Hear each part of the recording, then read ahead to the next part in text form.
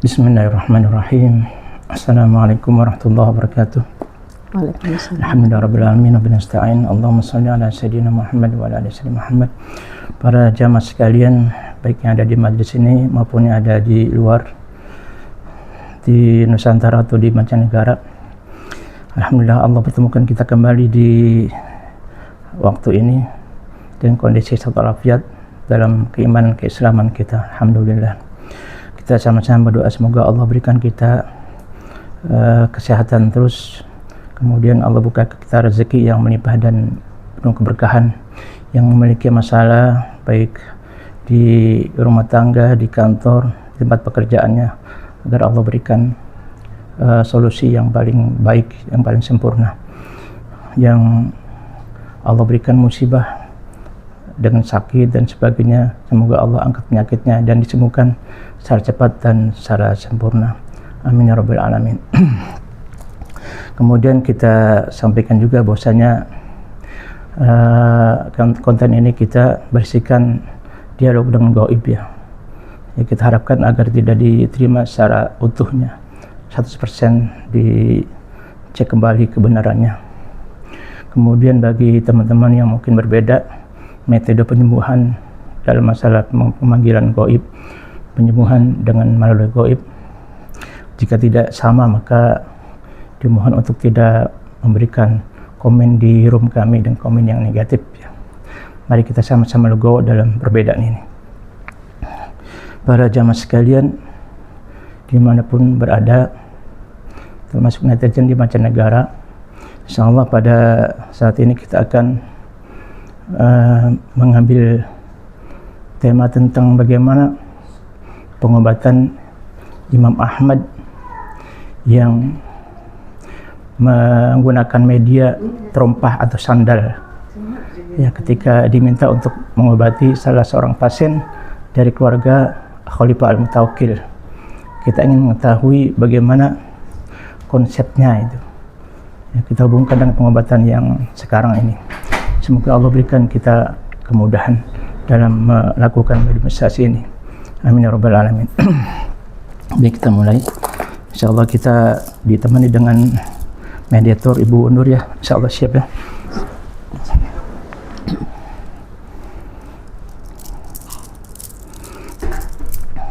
Bismillahirrahmanirrahim. Alhamdulillahi rabbil alamin. Sallallahu alaihi Muhammad, sallallahu alaihi Muhammad, sallallahu alaihi Muhammad. Ilahi anta maqsudi wa ridhaka mattubi. Ilahi anta maqsudi wa ridhaka mattubi. Ilahi anta maqsudi wa ridhaka mattubi. Kita bersihkan dulu tubuh mediator dari segala penyusup ya, agar tidak ada gangguan dalam proses mediumisasi ini. Bismillahirrahmanirrahim. Assalamualaikum malaikat. Dengan izin beliau sang yang najani narwana bantu saya membersihkan tubuh mediator dari segala penyusup. Tidak ada penyusup yang masuk ke tubuhnya kecuali yang saya panggil. Tidak ada celah-celah, tidak ada lubang-lubang yang dimasuki oleh penyusup, iblis, siluman, genderuwo dan siapapun, apapun bentuknya. Tidak ada yang bisa masuk ke tubuhnya kecuali yang saya panggil. Allah sallallahu alaihi Muhammad, sallallahu alaihi Muhammad. Selanjutnya dengan izin beliau juga kita mohon agar diprotek seluruh ruangan ini dari segala penyusup yang mengganggu proses mediumisasi ini. Semua yang menyusup di ruang ini tidak boleh masuk kecuali yang kami panggil sallallahu alaihi Muhammad, sallallahu alaihi Muhammad. Bismillahirrahmanirrahim. Assalamualaikum malaikat dengan izin beliau. Assalamualaikum malaikat yang ada dalam tasbih yuk asma dengan izin beliau sang yang najahni dari mana bantu saya memanggil salah satu gaib yang sudah muslim, yang memahami tentang bagaimana pengobatan Imam Ahmad dengan menggunakan media terompah. Kami ingin mengetahui, bantu saya memanggil salah satu gaib yang sudah muslim, yang memahami bagaimana pengobatan Imam Ahmad yang terkenal sebagai salah satu imam yang 4 dalam mazhab fikih. Bagaimana beliau mengobati dengan melalui atau media, menggunakan media terompah. Dengan izin beliau sang yang cari mana, dengan izin beliau sang yang cari mana, bantu menarik. Allah tarik tangan saya masuk tuh motor. Sallallahu Muhammad, sallallahu Muhammad, sallallahu Muhammad, sallallahu Muhammad, sallallahu Muhammad. Sinkron sepenuhnya, sinkron sepenuhnya, sinkron sepenuhnya. Kita secara terbuka bisa bicara bahasa Indonesia dengan fasih gamblang. Sallallahu Muhammad, sallallahu Muhammad, sallallahu Muhammad. Assalamualaikum. Assalamualaikum warahmatullahi wabarakatuh. Waalaikumsalam warahmatullahi wabarakatuh. Boleh saya tahu ini dari bangsa apa ya? Sebelum kita mulai, bisa perkenalkan dulu dari bangsa apa ya? Dari bangsa jin. Bangsa jin. Ini maaf Pak, Anda sudah muslim? Sudah. Alhamdulillah. Bisa bersyahadat dulu. Bismillahirrahmanirrahim. Asyhadu an la ilaha illallah wa asyhadu anna Muhammadar Rasulullah. Asyhadu an la ilaha illallah wa asyhadu anna Muhammadar Rasulullah. Asyhadu an la ilaha illallah wa asyhadu anna Muhammadar Rasulullah. Baik, terima kasih. Ini bangsa jin. Tadi waktu tertarik dari mana ya?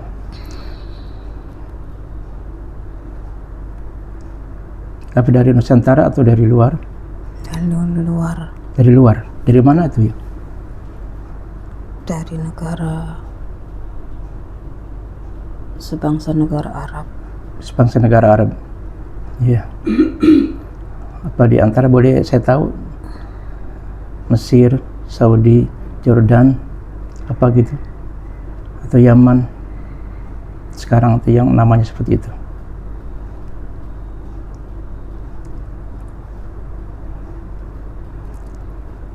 Iya, saya di wilayah salah satu itu. Salah satu itu. Kalau boleh saya tahu, bisa saya panggil apa ya? Namanya yang bisa apa saya panggil untuk lebih sopan?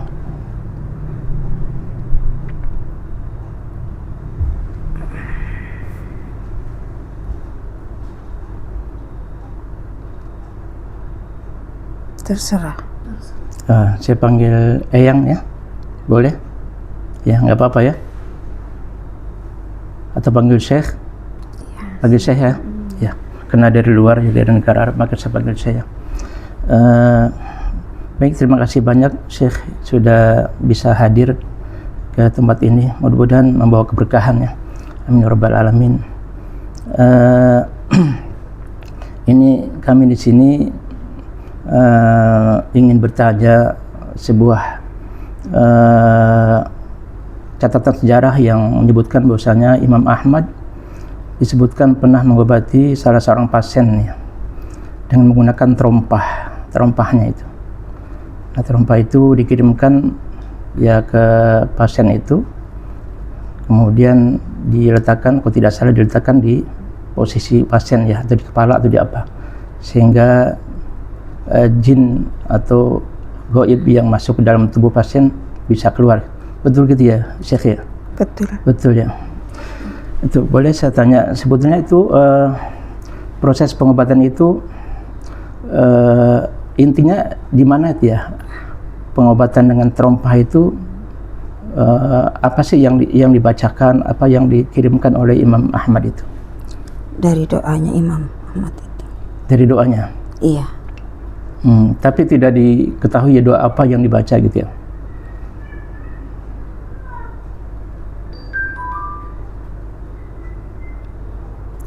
Ya, beliau itu ya dalam doanya itu selalu diijabah. Masya Allah ya, termasuk mustajabud dakwah ya. Iya. Ya, Masya Allah. Jadi wasilah terompah itu hanya sekedar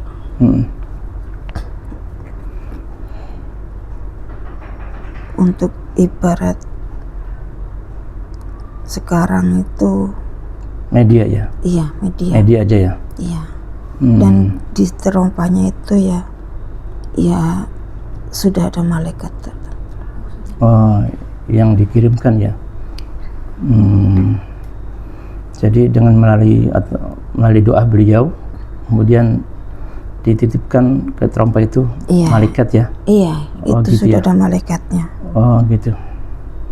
Makanya, jadi sesungguhnya bisa seperti itu ya, orang-orang soleh ya. Iya. Itu kan masuk ke kategori zaman salafus soleh ya, Syekh ya. Kalau zaman sekarang kira-kira ada nggak yang pengobatan seperti itu? Iya ada. Ada ya? Ada. Karena bisa jadi kalau sekarang kan bahasanya harus baca ayat Quran ya, ayat tertentu gitu, kemudian dibacakan langsung ke tubuh pasien gitu kan, seperti itu. Nah sehingga kalau kita menggunakan wasilah atau media yang tidak seperti itu dianggap tidak syar'i atau gimana seperti itu. Iya, itu sebenarnya kalau bagi orang yang tidak mau melihat dunia lain. Seperti itu ya. Iya. Jadi apapun medianya yang digunakan ya, jika orang yang membacakan as-soleh ya, taat kepada Allah ya, maka termasuk jin dan goib-goib fasik bisa takut ya. Iya. Karena sejarah berikutnya ketika kalau tidak salah temannya Imam Ahmad, ketika Imam Ahmad sudah meninggal, dia mengobati seperti itu, tapi tidak direspon oleh jin fasik itu. Karena hatinya tidak sebersih Imam Ahmad. Masya Allah ya, seperti itu ya. Imam Ahmad sendiri jubahnya itu kan perantara jubahnya itu bisa menyembuhkan orang buta itu. Diusapnya dengan jubahnya itu. Berarti berkah sekali ya. Jadi bisa jadi seorang soleh itu di lingkarannya penuh dengan malaikat. Iya. Jadi seperti itu ya. Iya. Hanya kita tidak melihat orang biasa ya. Iya. Oh gitu. Itu kan solehnya benar-benar soleh menurut Allah, bukan seperti soleh pandangan manusia. Ya betul. Masya Allah. Baru ketaatannya benar-benar menghamba kepada Allah. Iya. Jadi ketika sudah ada malaikat di sebuah media itu sebetulnya bisa diperintah ya. Iya. Misalnya kita sekarang itu ada penggunaan media yang apakah air zam-zam, apakah garam atau apa. Jika ada malaikatnya bisa diminta bantuan ya. Iya. Bisa gitu ya. Bisa. Karena sebagian orang mengatakan ini musyrik lah, salah jalan lah. Iya, karena orang itu tidak mengetahui, tidak logikanya memahami. Tidak sampai ya. Iya. Yang dia tahu ya hanya ayat-ayat Al-Quran. Oh seperti itu ya. Iya misalnya sekarang kita menggunakan apa gitu ya, jam-jam atau garam ya. Iya. Kemudian kita menggunakan media itu. Kemudian kita apapun bentuknya itu, kalau memang yang sumbernya dari orang soleh yang benar-benar hatinya bersih dan solehnya itu menurut Allah, itu udah bisa jadi wasilah. Masya Allah. Ya betul ya. Iya termasuk air biasa juga ya. Iya. Itu. Jadi kalau orang soleh katakan bacakan doa atau Quran misalnya di air tertentu ya, di botol, itu tidak ada masalah ya, nanti air digunakan ya. Iya. Tapi benar-benar solehnya. Betul soleh ya. Iya. Kalau orang ya maaf kalau orang tidak betul-betul soleh gitu, bisa nggak dia mengeluarkan energi di air itu? Itu biasanya malah jin yang masuk. Tapi bisa mengobati juga. Bisa kalau yang di dalamnya itu jin lebih rendah dari yang dia. Oh gitu. sekarang ini kan setelah beberapa testimoni gitu, ada beberapa peruqyah yang membacakan ayat tapi seakan-akan jin itu tidak apa-apa gitu, tidak ada efek. Ya karena hatinya dia nggak bersih. Dari hati nggak bersih ya. Jadi bukan ayat yang salah, bukan doanya yang salah, tapi memang hati yang bacakannya itu tidak bersih ya. Iya, kadang dia duluan di hatinya itu duluan duluan pikirannya itu bayarannya. Oh gitu, di otaknya itu. Iya. Di pikirannya saya dapat berapa gitu kan ya. Iya. Atau masang tarif ya. Iya. Seperti itu. La haula wala quwwata illa billah. Seperti itu. Jadi insya Allah di zaman sekarang ini ada ya orang soleh yang bisa menitipkan ya cahaya ya. Ada. Doa ke media gitu ya. Apakah itu tasbih atau gelang gitu ya, ada ya. Ada ya. Masya Allah. Ini mungkin yang jadi ya beberapa isu yang sekarang ini terangkat gitu di mungkin di khalayak kami di bangsa manusia itu salah jalan lah, dianggap apa ya musyrik lah, seperti itu. Padahal ada ya. Ada. Ya, karena saya mengangkat kasusnya Imam Ahmad ini supaya jadi komparasi ya. Artinya apa, pelajaran gitu, kok bisa gitu seperti itu. Iya, kalau kita pikir air biasa aja kan pun bisa kalau memang yang baca itu hatinya bersih. Iya. Kesolehannya memang soleh, benar-benar soleh dipandang Allah. Iya. Hanya masalahnya gini Syekh, kita kan mungkin ada orang soleh yang menitipkan doa ke air ya, di botol atau di gelas gitu. Kemudian juga ada seorang yang membacakan ayat atau doa ke air juga. Bagi manusia mungkin nggak tahu gitu kan bentuknya, karena manusia ini terhijab itu masalah di situ. Kami tidak memahami itu gitu kan. Nah, sekarang misalnya ada ya mungkin media-media yang dijual ya, mungkin apakah itu air atau garamnya, kami kan nggak tahu juga gitu, seperti itu. Itu caranya gimana supaya kami tahu itu ya? Ya kan di sini kan udah diwariskan ilmu dari beliau. Tinggal dicek saja. Oh, tinggal dicek aja ya? Iya. Baik garam-garam yang dijual ataupun apa aja bentuknya pengobatan itu kan bisa dicek, bisa dilihat. Oh gitu ya. Iya betul. Dengan cara dicek ya. Iya. Oh seperti itu. Luar biasa ya. Ilmu Allah begitu luas ya. Hanya manusia itu sangat lemah. Wa ma utitu min ilmin illa qalila ya. Jadi mungkin kena fenomena ini luar biasa gitu kan melalui media gitu. Ketika kita katakan ini ada malaikat, ya mungkin orang banyak nggak paham, tidak mempercayainya gitu kan. Ya sebetulnya sikap kita gimana, biarkan aja gitu ya. Ya kalau orang itu kita ngomong, orang itu mendengarkan berarti memang pengen tahu. Iya. Tapi kalau yang rasanya kayak setengah-setengah mendengarin itu, dia nggak diterima di akalnya. Di hati mereka itu masa iya malaikat disuruh-suruh, pikirnya kan malaikat hanya pasukannya Allah. Iya, ketika kita katakan misalnya ada malaikat yang melayani manusia secara umum ya, mengatur rezeki ya, mengatur hujan gitu kan secara umum. Tapi kalau kita katakan malaikat ya melayani manusia secara khusus, mereka sudah mulai tidak percaya gitu. Iya. Siapa sekarang yang bisa seperti itu? Iya. Gitu. Taunya mereka tuh hanya tugas-tugas malaikat. Tugas malaikat ya. Padahal ada ya. Iya. Hanya bisa jadi ini menjadi termasuk pemahaman yang aneh mungkin ya di akhir zaman ini ya.